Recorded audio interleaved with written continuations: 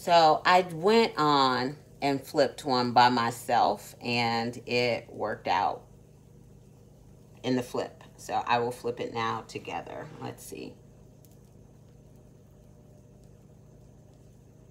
I will flip the next one. They're mostly the bubbles that I just mentioned. So perfect flip. Yay. It's working. So far, so good. Fingers stay crossed. I'm going to let them get a few more bubbles here. These two were so big they came together. And so, they smell so good. And as I sometimes see that my skillet is, not skillet, but my griddle's getting drier because the butter's all gotten into the pancakes, I will kind of add some and move around. But you can only do this if you know that the pancakes are bubbled up enough not to run, that you got the nice crispy edges around them. These are smelling good and looking good. So I will flip. Wow, what a great treat. I'm getting so excited. Let's find this cookie sheet so they can go in and be ready to be shared as I continue to make them. And I'm gonna start my air fryer with the sausage in it. Like I said, I'm gonna have veggie sausage. I've been trying to reduce some of the meat that I eat. And look at these. I hope you can see that. They smell good, they're looking good, and we're gonna make sure I let them stay on long enough to get it cooked through that cream cheese and apple mixture I have in here. Just move them around a little bit. Oh, I see some oozing out, so I don't know. One of them's got a oozer. We'll see.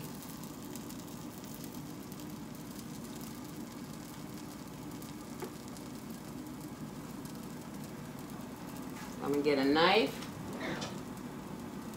so I can see what it's like on the inside. While those are still cooking, they look so pretty. Nice and crispy edges. I don't know about you, but that's one of the things I like. Crispy edges and fluffy on the inside. And you can make little small silver dollar ones if your family prefers those. I'd use just a teaspoon of your mixture if you're gonna stuff them so that they don't get overstuffed. But because these are large, I feel really good about a tablespoon being the right ratio of filling to pancake. Even with this one oozing a little bit, I could have tossed too hard. But it's not really sticking to my griddle, which is nice. And I'm really excited to see what we'll have here.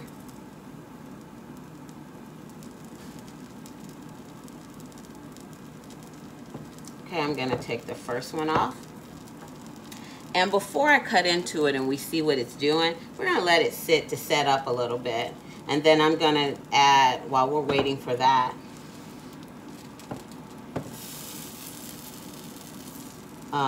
once I get these all off, I'm gonna go ahead and just do some plain ones. So every other batch I think will be plain, or so one batch of filled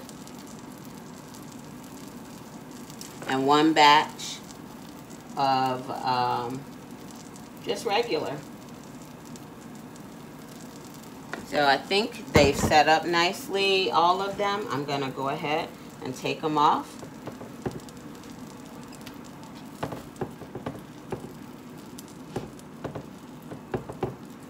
And usually I can get a few more on that are not filled, just because I'm gonna let that one that's kind of oozing sit for a little bit longer. So depending on your griddle size, I have the smaller of the griddles.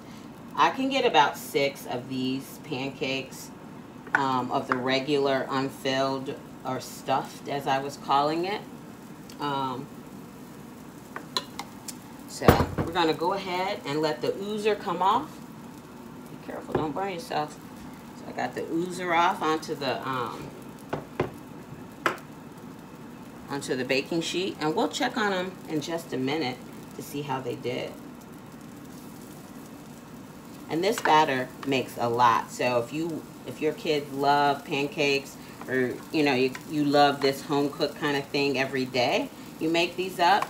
You can put them in a container or a gallon bag, or you can freeze them, and then people can pop them out. I like to heat my leftover pancakes up in the toaster because you get those crispy edges again, and it's still nice, light, and fluffy inside.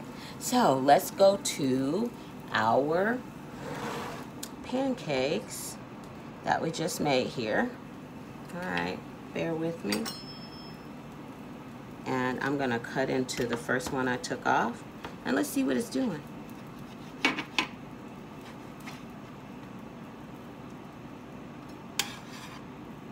I think we got success. Look at that.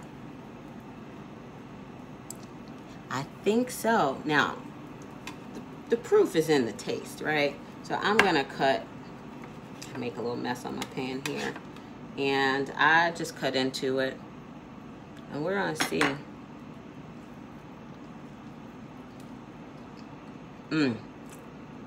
That's good.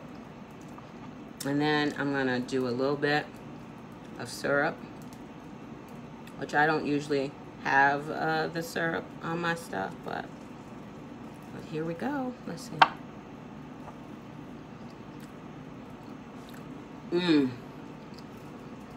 Very good. So, fill them, don't fill them. Either way, this is a perfect pancake recipe. Happy eating. Thanks for joining me today.